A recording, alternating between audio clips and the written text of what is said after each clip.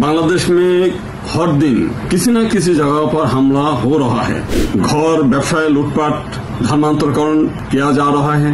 गांव के गांव जला जा रहा है। কাজওয়ায়ে হিন্দ নামে একটা আপনি ইন্টারনেটে সার্চ দেন, অন্তত হাজার খানেক ওয়াজ মাহফিল পাবেন আপনার ইসলামী চিন্তাবিদদের। তারা বলছে হিন্দু মুসলিম যুদ্ধ হবে এবং দিল্লি ভারত একদিন ইসলামের পতাকা তলে আসবে। এই দেশটা ভাগের কারণে আজকে বাংলাদেশের জনগণ অনেকেই মনে করছে আমরা সাফা করব। আসসালামু আলাইকুম। গেল কদিন ধরে বাংলাদেশে ব্যাপক হিন্দু নির্যাতনের খবর আমরা শুনছি।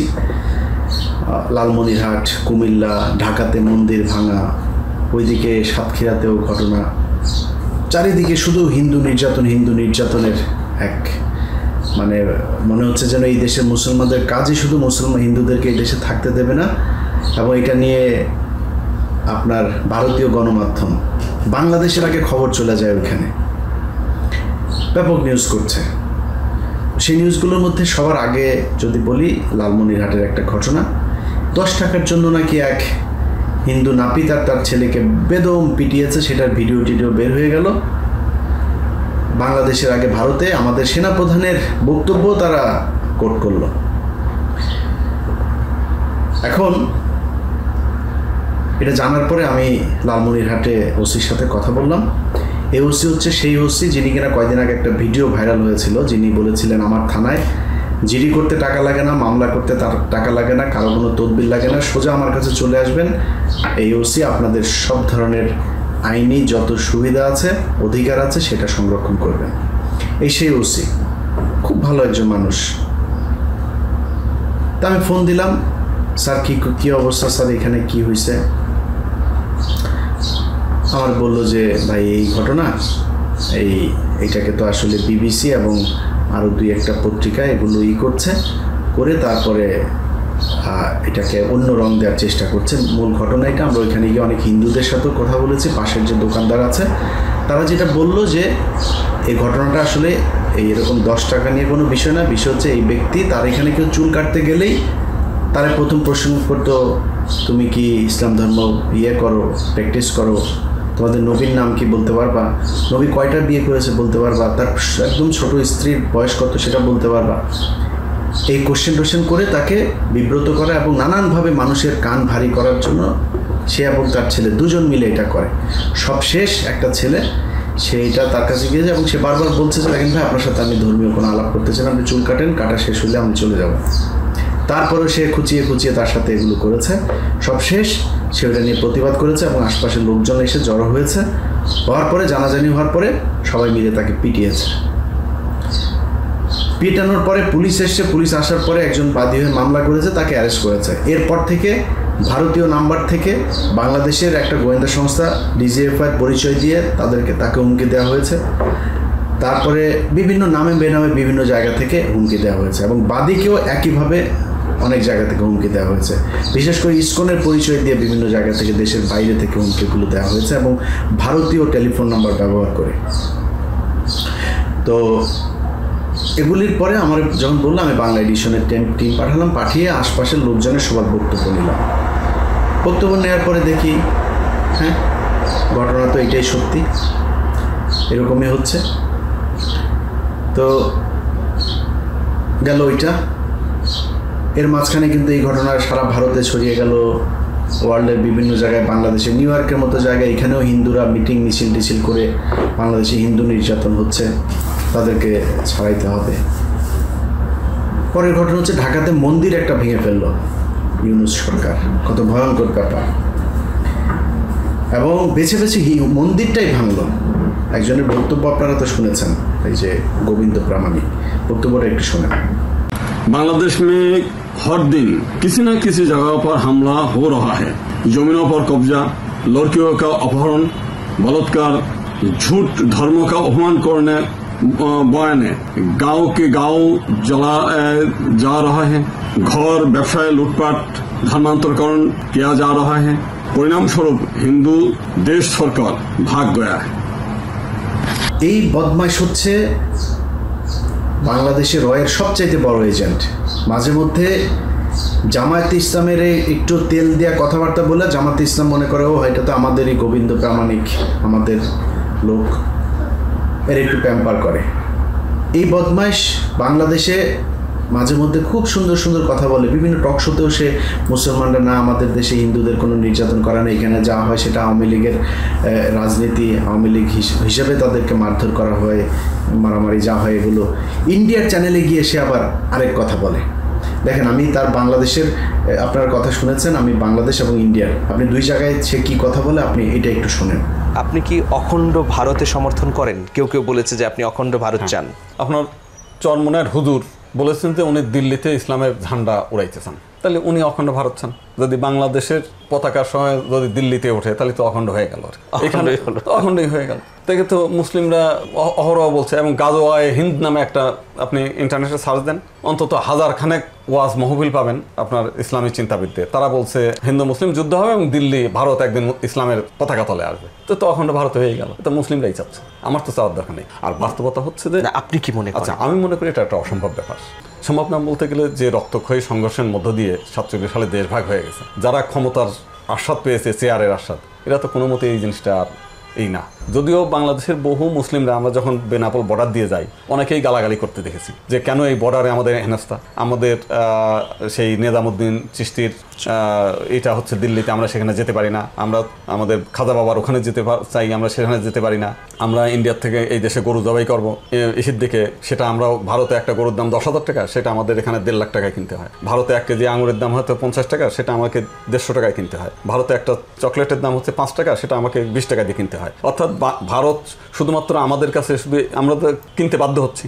ভারতে পেঁয়াজের দাম 10 টাকা, আমরা এখানে 120 টাকা কিনছি আর কি। তাহলে এই দেশটা ভাগের কারণে আজকে বাংলাদেশের জনগণ অনেকেই মনে করছে আমরা সাফারার। এগুলো নিয়ে আমরা বিভিন্ন সময় কথা বলা দেখেছি, এবং আমাদের অ্যাডভোকেট জলিল নামে একজন ভদ্রলোক আছেন আমাদের জজ কোর্টে, তো সারাক্ষণ এইটাই বলে যে আমাদের কোন লাভটা হয়েছে। এই বদমাইশ 2 রকমের রোল প্লে করে তারপর বাংলাদেশি মুসলমানদের কাছেও ভালো থাকে, আবার ওইখানে হিন্দুদেরকেও সে নানানভাবে উত্তেজিত করার চেষ্টা করে। তো বাংলাদেশের একজন হিন্দু মহাজোটের মতো একটা সংগঠনের লোক যখন এই কথা বলে, তখন তো ভারতের হিন্দুরা তো মনে করে এই বাংলাদেশে বিশাল আকারে হিন্দু নির্যাতন হচ্ছে। বাস্তবে কি হচ্ছে সেটা বাংলাদেশের হিন্দুদের কাছে জিজ্ঞেস করলাম, এই উত্তর আপনারাই দিয়েন। যদি ধর্মীয় কারণে, আপনাদেরকে আমি বলে রাখলাম, বাংলাদেশের ধর্মীয় কারণে একজন মানুষ শুধু হিন্দু হবার কারণে যদি মনে করেন যে আমার কোনো মুসলমান গিয়ে আপনাকে মারধর করেছে, এবার তুই হিন্দু কেন এই কথা বলে মারধর শুরু করেছে, আমি ইলিয়াস বললাম আমি আপনার জন্য জীবন দিতে প্রস্তুত। আমার একটু জানায় এটা, আপনারা হিন্দুরা যদি এখন জমি জায়গা নিয়ে সমস্যা, আমি ইলিয়াস হুসাইন আছে না, আমার বাবা আমার 2 ভাইয়ের জীবন বাঁচানোর জন্য চুয়াডাঙ্গা থেকে জমি জায়গা বিক্রি করে তারপরে এক রাতের মধ্যে বাড়ি বিক্রি করে দিয়েছে, বিশাল বড় বাড়ি। সেই বাড়ি এখন কোটি টাকার কাছাকাছি, সেই বাড়ির মাত্র 3 লাখ টাকায় আমার বাপ বিক্রি করে দিয়ে এসছে। কেন জানেন? কারণ পার্শ্ববর্তী যারা ছিল তারা ধাক্কাধাক্কি, ওই আমার বাড়ির ধরেন বাড়ি একবারে আরেক পারে খালি জায়গা, সেখানে এসে তারা বাথরুম বানায়। আমার বাবা গাছ লাগানো, তো সবশেষ আমার বাবা এই গাছ লাগাতে যাওয়ার পরে গ্যাঞ্জাম হয়। সেদিন গ্রামে লোকজন ডাকার পরে ওইটা নিয়ে ওদের সাথে আমার 2 ভাইয়ের আমাদের খুব গ্যাঞ্জাম হয়েছিল, এবং আমার বাপ বুঝতে পেরেছিল যে আমরা এদের সাথে মারামারি করব এবং মার খাবো। তো আমার বাপ একটা কথা বলেছিলাম, মনে হয় বারবার বলেছে যে জমিটা বিক্রি করে না, বাড়িটা বিক্রি করে না। আমার বাবা একটা কথা বলেছে, আমি তোদের আমার জমি রক্ষা করার জন্য আমি তোদের পড়াশোনা করাইনি, এর চেয়ে তার অনেক কিছু আসবে, এই জমি রক্ষা করার জন্য তোদের জীবন যাক, এটা আমি চাই না। নিয়ে এসছে আমাদেরকে সেখান থেকে চুয়াডাঙ্গায়। আমরা খুব ভালোভাবে সেখান থেকে যে মানুষ কান্না করেছে, সারা গ্রামের মানুষ কান্না করেছে, যারা আমাদের বাড়ি নিয়ে করেছে তারাও আমার বাবা আমার পায়ে ধরে কান্না করেছে, আমার চোখের সামনে। ওই ভিডিও এখনও আছে, গ্রামের মানুষ আমাদের জন্য কত কান্না করেছে। ওই গ্রামে গিয়ে আমার বাবার নামে কোনো কারোর কাছ থেকে যা শুনতে পারবেন না যে আমার বাবা কোনোদিন একটা চার দোকানে গিয়ে কোনোদিন চা খেয়েছে, তার কোনো শত্রু মানে একদম বোবার মতো সে ছিল ওই গ্রামে। আমরা সেখান থেকে চলে এসেছি, এখন সেই গ্রামে বলে দিয়েছে সবাইকে যে আমার এই গ্রাম থেকে যেন আর কারোর এইভাবে যেন এই মানে অত্যাচারিত হয়ে গ্রাম ছাড়তে না হয়। এটা যদি কারো ছাড়ে আমি যেই হোক তার পক্ষে যায় দাঁড়াবো। মাঝখানে একটা ঘটনা ঘটেছে, সেটা সলভ করেছে, যাই হোক, মানে ওইটা আলোচনা না। তো আমি মুসলমান না, আমি তো মুসলমান, আমার বাবা নির্যাতিত হয় নাই, আমি নির্যাতিত হই নাই, আমার বাড়িঘর ছাড়তে হয় নাই, আমি দেশ ছাড়তে হয় নাই। এখন আমি কি বলবো, আমি কার কাছে বিচার দেবো, আমি কি লঘু? এখন আপনি তো কিছু হইলেই আপনি সংখ্যালঘু, আমি কি লোক, আমার তো এরকম নির্যাতন। শেখ হাসিনা 45 মিনিটের মাথায় করে চলে গিয়েছে, তো সে তো হিন্দু না, তাই না? তার বাপ হিন্দু ছিল। দেবদাস চক্রবর্তীর মেয়েরে তো আমরা এখন মুসলমান হিসেবে জানি। তার গ্রাম দেশ ছাড়তে হয়নি। আওয়ামী লীগের হাজার হাজার লক্ষ লক্ষ মানুষকে দেশ ছাড়তে হয়নি, পালিয়ে গিয়েছে তো তারা। এখন আপনার যারা আওয়ামী লীগ করতেন 15 বছরে যা যা করলেন, এখন আপনারই কিছু বললে আপনি সংখ্যালঘু সম্প্রদায়। এই যে গত 15 বছরে সব থানার ওসি আপনারা, এসপি আপনারা, ডিসি আপনারা, মাদ্রাসার প্রিন্সিপাল আপনারা, মাদ্রাসা শিক্ষা বোর্ডের চেয়ারম্যান আপনারা, এত মেধা আপনাদের এই গত 15 বছরে হঠাৎ করে হয়ে গেল। সব জায়গায় আপনারা হয়ে গেল, মুসলমানের কোনো খাওয়াই নেই। এই মেধা আপনাদের গত 15 বছর কই ছিল, এখন কই সেই মেধা? সবখানে আপনারা, এখন তো নাই। আরে ভাই, আপনি মানুষ তো 5%, তো 5% অনুপাতে তো আপনি থাকবেন। আপনি তো সব জায়গায় যেভাবে দখল করেছিলেন, এই বনোজ কুমার থেকে শুরু করে এই যে বিপ্লব কুমার টুমার যা ছিল, এই যে কমল দে, ওরাও আমি জানি না চিটাগাংয়ের মানুষ ওরা এখনও কীভাবে সুস্থ রেখেছেন আমি জানি না। ওর বাড়িঘর এখনও আছে কেমনে সেটা আমি জানি না। থাকা উচিত না, উড়ায় দেওয়া উচিত ওর সব, এখনো পর্যন্ত আছে। আপনারা যা করেছেন, যত মানুষ হত্যার সাথে বনোজ, এই কমল দে, এই বিপ্লব কুমার জড়িত, তাদেরকে আপনি এখন কিছু বললে যদি হিন্দু মনে করেন তাহলে তো হবে না। সেখানে ঢাকাতে মন্দিরই করা হয়েছে, উচ্ছেদ করা হয়েছে, পাশে মসজিদ ছিল সেটা উচ্ছেদ করা হয়েছে, বিএনপি পার্টি অফিস সেটা উচ্ছেদ করা হয়েছে এখন সরকারের জায়গায়।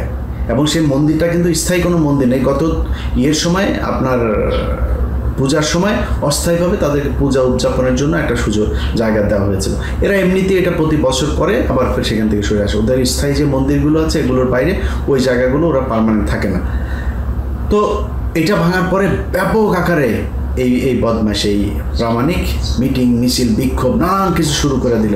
ওদের কাজ হচ্ছে ভিডিওগুলো করে করে বিদেশে পাঠানো, আর চুপে চুপে যায় কলকাতার চ্যানেলে গিয়েও সুন্দর করে কথা বলবে না, মুসলমানরা আমাদের উপরে কোনো করেন। হিন্দি চ্যানেলে যায়, ওরা মনে করে এগুলো আমাদের চোখে আসবে না, সেখানে যায় ঠিকই আমাদের বিরুদ্ধে এক গাদা নালিশ করে তারপর আসে। এগুলো যায় বিভিন্ন আন্তর্জাতিক জায়গাতে যায়। তো এই বালছাল করে তো এবার কাজ হবে না। এটা তো হাসিনার বাংলাদেশ না রে ভাই, এটা বুঝতে হবে। এটা এই মুহূর্তে ডক্টর ইউনূসের বাংলাদেশ, কয়দিন পরে ডক্টর তারেক রহমানের বাংলাদেশ হবে। এই দেশে আপনি চাইলেই এগুলো করতে পারবেন না আগের মতো। এখন আপনাদের সিদ্ধান্ত নিতে হবে আপনি কি করবেন। কুমিল্লার ঘটনায় একজনের বলা হলো তারা নাকি ধর্ষণ করেছে, সংঘবদ্ধ ধর্ষণের পরে ভিডিও করে ছড়িয়ে দিয়েছে। খোঁজ নিয়ে কি জানা গেল, তার পরকীয়া প্রেমিক ছাত্রলীগ করতো, তারা এক নাটক সাজিয়ে সেখানে সেই ভিডিও ছড়িয়ে দিয়েছে। এখন ভাই 15 বছর যা করলেন বাংলাদেশের মুসলমানরা মাফ করে দিল। 15 বছর জ্বালানোর পরে এখনও আপনি জ্বালাবেন আর মাফ করে দেবে কিছু বললেই মব। বাংলাদেশের মানুষের কাছে অনুরোধ থাকলো, আর এক জায়গায় যদি হিন্দুদের এই ধরনের অপতৎপরতা চলতে থাকে, যেখানে হবে সেখানে প্রতিহত করবেন। আমি আপনাদেরকে গ্যারান্টি দিলাম, আমি দায়িত্ব নিয়ে বলছি, এই সরকারের দায়িত্বশীল জায়গার সাথে কথা বলে বলছি, এই দেশে যৌক্তিক কারণে এই দেশ রক্ষার জন্য ছাত্র সমাজ, সাধারণ জনতা তারা মাঠে থাকবে। যখন যেখানে অন্যায় থাকবে সেটা প্রতিহত করবে। এরপর থেকে সরকারের কোনো বাহিনী একজনকে মব হিসাবে ট্রিট করে তারপরে তাদেরকে কোনো ধরনের শাস্তি দেবেন। আমি দায়িত্ব নিয়ে বললাম, যেখানে কোনো সমস্যা হবে সেখানে আপনি প্রতিহত করবেন। যেই দেশে আইন শৃঙ্খলা বাহিনী কিংবা সুশীলরা যেই দেশের সমস্যার সমাধান করতে পারে না, সেই সমস্যার সমাধান করবে এই দেশের ছাত্র সমাজ, কারণ তাদের হাত ধরে এই দেশ স্বাধীন হয়েছে। এখন এই কথা বলার পরে অনেকের চুলকানি শুরু হবে। আমরা তো অসহিষ্ণু কেন, অসহনশীল কেন, আমরা মুসলমানরাই কেন আমাদের কিছু বললে আমরা সেটারে নিয়ে আপনার শুরু করে দিই, আমাদের কেন এত সমস্যা হয়, আমাদের ধর্ম নিয়ে আমরা কেন সমালোচনা সহ্য করি না। ধর্ম নিয়ে সমালোচনা সহ্য করে কে সেটা আমাদের একটা দেখান তো, এই ধর্মের মানুষজন করে। তসলিমা নাসরিন ভারতে যায়, তারপরে প্রতিদিন ফেসবুক তার যদি ঢুকেন তার কাজই হচ্ছে মুসলমানদেরকে নিয়ে। অমুক দাড়িওয়ালা টুপিওয়ালা দেখেছে রাস্তার মধ্যে একজন, ব্যাস এটা জামাত শিবির, এই যে হুজুর, হ্যাঁ হয়ে গেছে। ও যদি রবীন্দ্রনাথের সময় বেঁচে থাকতো, এই যে রবীন্দ্রনাথ এই যে সোনাগাজীর পল্লীতে গিয়ে পড়ে থাকতো না মদ খেয়ে, দারু টারু খেয়ে, ও যদি ওই সময় থাকতো, রবীন্দ্রনাথের দাড়ি, ও দেখা মনে করতো জামাতের সোনাগাজী পল্লীর এই আমির বোধহয়, এটা ও লিখে ফেলতো যে সোনাগাজী পল্লীর আমির রবীন্দ্র এই যে ওইখানে পড়ে আছে। চিনেও না, জানো না, শুধু দাড়ি, মুখে দাড়ি দেখেছে, ওর চুলকানি শুরু হয়ে গেছে। অথচ যেই দেশে আছে, যদি সমালোচনা করতে চান, আপনি ধর্ম নিয়ে সমালোচনা করবেন, কার ধর্ম নিয়ে আপনি সমালোচনা করতে পারবেন না বলেন? কিন্তু যদি বলেন যে আমরা এখন সমালোচনার একটা প্রতিযোগিতা করব, ভারতে যা করা যাবে পৃথিবীর কোনো ধর্মকে তা করা যাবে না। মুসলমান, খ্রিস্টান আর ইহুদিদের এই তিন ধর্মের তো মানে বেসিক অনেক কিছু মিল, অনেক মিল। হাস্যকর যদি নাকি আপনি করতে চান, ইন্ডিয়াতে যেতে হবে। অথবা আপনি সমালোচনা করবেন, আপনি সমালোচনা সহ্য করবেন। ফেসবুকের ফুডাররা পর্যন্ত তসলিমা নাসরিন বন্ধ করে রাখে, এরপরে তারা আমাদের সবক দেয় আমরা সমালোচনা সহ্য করি। তোর ফেসবুকের ফুডা খোলাগে, তোর যদি এত মানুষ যদি তোর পক্ষে থাকে, তুই তো ভারতে গিয়ে বসে আস, পশ্চিমবঙ্গের সব হিন্দুরা তোর পক্ষে থাকবে, সমস্যা কোথায়? সহ্য কর। আমরা তো আমি ইলিয়াস হুসাইন তো আজ পর্যন্ত কারোর কমেন্ট ব্যান করি নাই, কারোর তো ব্লক করি, যার মনে চায় বলবে। আমার পোস্ট যেটা খারাপ হবে, আমি তো ফেরেশতা না, আমি তো যা বলবো সেটাই কোরআন না। তো আমার অনেক কিছু মিথ্যা হইতে পারে, আমার এই মানে ভুল হইতে পারে, আমার অনেক কিছু আমার কি বলে মানে আমি ভুল করতে পারি, যে আমার ধরেন একটা বিষয় নিয়ে আমি একটা জিনিস জেনেছি, সেটা অন্য কিছু, আমি একজনের ব্যাপারে বলছি, আমার কৌশলটা একরকম হবে, আরেক রকম হইতেই পারে। সেখানে আমার যারা দর্শক আছে তারা আমাকে বলবে যে ভাই আপনার এই জিনিসটা বোধহয় ঠিক না, এটা এরকম, আমি সেখান থেকে লেসন নিব। আপনি আপনার ফুটা বন্ধ করে দিয়ে তারপরে আপনি বলেন আমাদেরকে মুসলমানদের সমালোচনা সহ্য করতে। ভাই, সমালোচনা কারা কতটুকু সহ্য করে না আমরা জানি। আজকে বলেন পৃথিবীর বিভিন্ন দেশে দেশে যায়, তারপরে সব ধর্মের গ্রন্থ আমরা পড়াবো একই সাথে, কোরআন, বাইবেল, কোরআন, তারপরে এই কি বলে হিন্দুদের গীতা, পুরাণ, সব ধর্মীয় গ্রন্থ যা যা আছে সবগুলোরই নিয়ে পড়ান। আমি সহ্য করবো, আপনি সহ্য করবেন? যেই দেশে পুলিশ পাহারা দিয়ে তারপরে কোরআন শরীফ পড়ানোর ব্যবস্থা করে দেওয়া হয়েছিল, সেই দেশের সংখ্যাগুরু যে ধর্মীয় গোষ্ঠী আছে তাদেরটা নিয়ে পড়াইতে দেন, তো আমি পড়াইতে চাই, দিবে কিনা জিজ্ঞেস করেন, যায় দিবে কিনা? সব ধৈর্যের পরীক্ষা খালি আমি মুসলমান, আমারই দেয়া লাগবে, আর কারোর কোনো ধৈর্য নাই, যা মনে চায় তাই বলবেন, আমার ধর্ম নিয়ে আমি সহ্য করব। এত সহজ না। আমার ধর্ম আপনার ধর্ম নিয়ে কটাক্ষ করার সেই স্বাধীনতা দেয় নাই, কিন্তু আমার ধর্মীয় যে অনুভূতি, আমার ধর্মীয় যেই শ্রদ্ধা জায়গাগুলো, সেগুলো রক্ষা করার দায়িত্ব দিয়েছে। এখানে সোশ্যাল মিডিয়াতে দেখে বললাম না, অনেক কঠিন আমাকে দায়িত্ব দেওয়া হয়েছে এটার জন্য। সেটা যদি করা হয় তাহলে কিন্তু অনেক বড় বিপদে পড়বেন। আমি হিন্দুদের কাছে হাত জোর করে ভাই ক্ষমা চাই, যে ভাই এই দেশে আপনাদেরকে নিয়ে আমরা শান্তিতে থাকতে চাই। ইসলাম ধর্ম পৃথিবীতে শক্তি প্রয়োগ করে আসে নাই। এই ইসলাম যতবার প্রস্ফুটিত হয়েছে, যতবার এটা স্ফুলিঙ্গের মতো ফুটে উঠেছে, ততবার ইসলাম প্রচণ্ড খারাপ অবস্থায় ছিল। ইসলাম সবসময় খারাপ অবস্থা থেকেই উঠেছে, ভালো অবস্থা থেকে ইসলাম কখনো ভালো কিছু করতে পারে নাই। ভালো অবস্থা থেকে তাদের অবনতি হয়েছে সবসময়। অতএব এই দেশে এই হাতে গোনা কয়েকজন মানুষ এসে না পুরো ভারতবর্ষকে একদম, এগুলো ইতিহাস, ওটা নিয়ে আর বললাম না, বললে আবার সোশ্যাল মিডিয়া যেহেতু বহুত কথাবার্তা কাটটাট করে অনেক কিছু করে ফেলতে পারেন, যে কারণে আর বলছি না। কি করেছে সেটা খুব ভালো করে জানেন। এখানে এসে যুদ্ধ করে আপনার গরু গোবিন্দদেরকে আপনার করতে হয় নাই, মানে পরাজিত করা লাগে নাই। হ্যাঁ, এমনি এর আগে যারা এসেছিল তাদের কথা ইতিহাস পড়েন, তারপরে জানতে পারবেন যে মুসলমান দলে দলে হাজার হাজার লক্ষ লক্ষ মানুষ কিভাবে মুসলমান ধর্ম গ্রহণ করেছে। কারোর পেটায় মুসলমান বানানো হয়নি। মুসলমানদের ধর্মের সৌন্দর্য দেখা এই ভারত উপমহাদেশের মানুষ ইসলাম গ্রহণ করেছে। অতএব আমরা এইটারে কারোরে পেটায়া, কারোরে জোর করে, কারোর ধর্ম মন্দির ভেঙে দিয়ে, কারোরে মারধর করে তারপরে কালেমা পড়ায় ইসলাম গ্রহণ করাবো, এটা যদি কেউ করে আমারে বলেন, আমি ইলিয়াস প্রথম ব্যক্তি হব তার বিরুদ্ধে তাকে প্রতিহত করার জন্য। কোনো মুসলমান যদি এটা করে থাকে আমাকে একটু প্রমাণ দেবেন। আমি যদি তারে সর্বোচ্চ শাস্তি নিশ্চিত করার জন্য যদি কাজ না করি, সেদিন আমারে বলেন। এখন ভাই সিদ্ধান্ত আপনাদের, আপনারা যারা হিন্দু ধর্মের যারা আছেন ভাই, আপনাদের বিরুদ্ধে এখন কিন্তু প্রতিশোধ নেওয়ার সময়। আমরা মাফ করে দিলাম, কিন্তু এটা জানি যে এই দেশের অনেক হিন্দু মানুষ আছেন যারা সাধারণ হিন্দু, যারা নিজেরাও এই হিন্দুদের এই কট্টর এইসব এগুলোকে পছন্দ করেন না, ভাই আপনারা খালি চুপচাপ থাকবেন হবে না। এখানে এসে ওই যে মনে আছে আপনার এক বদমাইশ আগের বার ট্রাম্প যখন ছিল, সে এসে বলল যে বাংলাদেশে নাকি 10 মিলিয়ন হিন্দুদেরকে বাংলাদেশ থেকে বের করে দেওয়া হয়েছে। আপনাদের উচিত ছিল এটা প্রতিবাদ করার।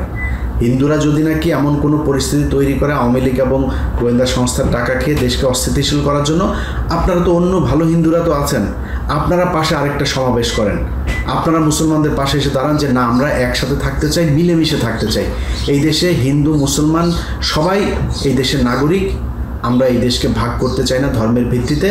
এবং আমি আমার ব্যক্তিগতভাবে যদি বলেন, আমি হিন্দুদেরকে যদি নাকি মনে করেন তার যদি মেধা থাকে, এখনও সে যদি মনে করে যে আমার মেধা আছে, সে যদি মাদ্রাসা শিক্ষা বোর্ডের চেয়ারম্যান হইতে চায় বানান, আমার কোনো সমস্যা নেই।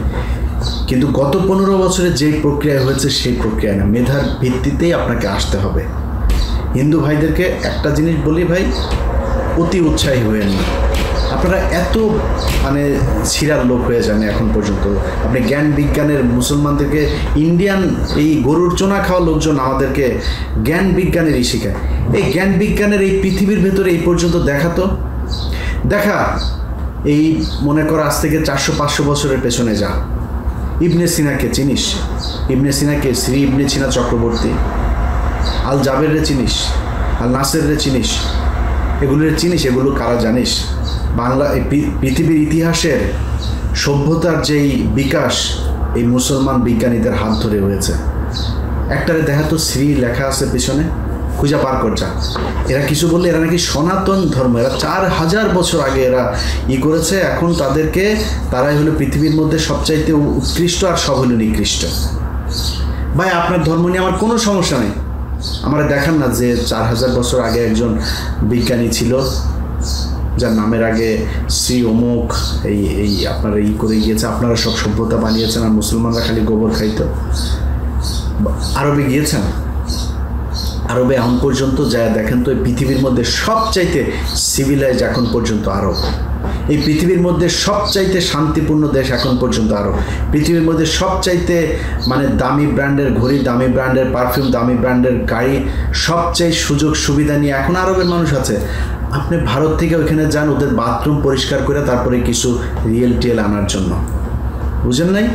ওইখান থেকে আপনার দেশে আসে নাই। কিছু বললে এরাই সবচেয়ে সবারই পাওয়ারে বাবা, আমরা মুসলমানরা নাই খালি খাই আর 4টা বিয়ে করি আর পোলাপান পয়দা করি। বাট তোর এক দেশের মধ্যে 150 কোটি, পুরো আরব মিলাও তো 20 কোটি নাই। আমরা খালি বিয়া করি আর মায়া মানুষ খালি পয়দা করি, বাচ্চা পয়দা করি। তোর 150 কোটি আসলো কোথেকে? এটা কি ডিম পায়রা বাচ্চা হয়েছে? তোরা বিয়া টিয়া করিস নাই নাকি? এগুলো আমাদেরকে শেখায়। তো ভাই সমালোচনা যদি করেন, বহুত সমালোচনা, আপনার প্রতিযোগিতা করতে চান সমালোচনার, সবচাইতে মজার যে ফানি ভিডিও আছে না, তার চাইতেও বেশি হাসবে যদি নাকি আপনারা যদি ধর্ম নিয়ে যদি সমালোচনা যদি করতে আসেন।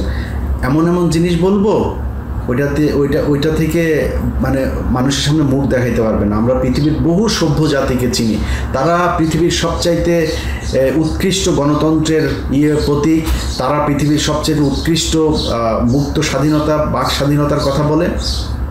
একজন ধর্মীয় নেতা তারা ভিসা দেয় না তাদের দেশে যাইতে। ডক্টর জাকির নায়েক কি করতো ভারতে? কারো পেটাইছে? কারো জোর করে ধর্মান্তরিত করেছে? কেন থাকতে দেননি? আর 5 বছর থাকতে দিতেন ডক্টর জাকির নায়েকরে, তারপরে বুঝতেন মজাটা কি। কারণ পেটানো লাগে নাই তো। আমাদের মুসলমানদের পেটানো লাগে না। আল্লাহ যেটা আমাদের জন্য দিয়েছেন, আল্লাহর কাছে শুকরিয়া। আল্লাহ মৃত্যু পর্যন্ত যেন একদম শুদ্ধ ইমান নিয়ে যেন আপনার আল্লাহ মৃত্যুবরণ করে। এর বাইরে ধর্ম নিয়ে আর কোনো চাওয়া নেই ভাই। আপনি যদি আপনার ধর্ম নিয়ে আমারে বুঝাইতে চান, বুঝাইতে আসেন, কোনো সমস্যা নেই। আপনারে আমার জোর করে ধর্ম পালন করার দরকার নাই। আপনার সাথে আমি ধর্ম নিয়ে বাঁধতেও চাই না। ধর্মের কারণে আপনাকে আমার চাইতে ছোট জায়গায় রাখতে চাই না। আমরা সবাই সমানই, সমাজে সমানভাবে বসবাস করতে চাই। যদি মনে করেন যে আমাদেরকে কোনোভাবে কোনো কারণে আপনাদের কোনো সাপোর্ট লাগে, বললেন ভাই মুসলমান হয়ে আপনার পাশে থাকবো, কোনো সমস্যা নেই। এই ধর্ম নিয়ে আপনাদেরকে নানান ধরনের কথাবার্তা। এদিন এক বিশেষজ্ঞ তিনি বলছে যে মুসলমানরা কেন জিজিয়া কর নেয়, ইসলামী রাষ্ট্রে জিজিয়া কর কেন নেয়? আরে বেটা, মুসলমান রাষ্ট্রে সবাইকে জাকাত দেওয়া ফরজ, জাকাত তারে দিতেই হবে। এখন আপনি তো মুসলমান না, আপনি জাকাত দিবেন? আপনার জন্য তো জাকাত ফরজ না, কিন্তু এই যে জাকাতের টাকাটা দিয়ে যে গরিব মানুষকে সহায়তা করা হয়, হসপিটাল করা হয়, রাস্তাঘাট করা হয়, জনকল্যাণমূলক কাজ করা হয়, এখন আপনি তাহলে কি দিবেন? আপনি কর দিবেন না সরকারে? সেটার নাম জিজিয়া। এমনভাবে সেটাকে বলা হয়েছে, জিজিয়া মানে বোধ হয় ওইখানে ওই মুসলমান দেশে থাকে, এই জন্য ওর কাছ থেকে টাকা নিতে হয়। পুরো মিডিল ইস্টের লক্ষ লক্ষ হিন্দুরা থাকে, কারণ কোনোদিন জোর করে বলছে যে তুই মুসলমান হ? বলেছে কোনোদিন? একটু বুঝছেন আপনারা ভাই, হিন্দু আমাদের দেশে থাকেন, কোনো সমস্যা নেই। আপনারা আপনাদের দেশ, এটা আমাদেরও দেশ, সমান অধিকার দুই দেশেরই দুই জনাদেরই থাকবে। ধর্ম নিয়ে বিভেদ করেন না। আর আওয়ামী লীগের এই ফাঁদে পা দিয়েন না।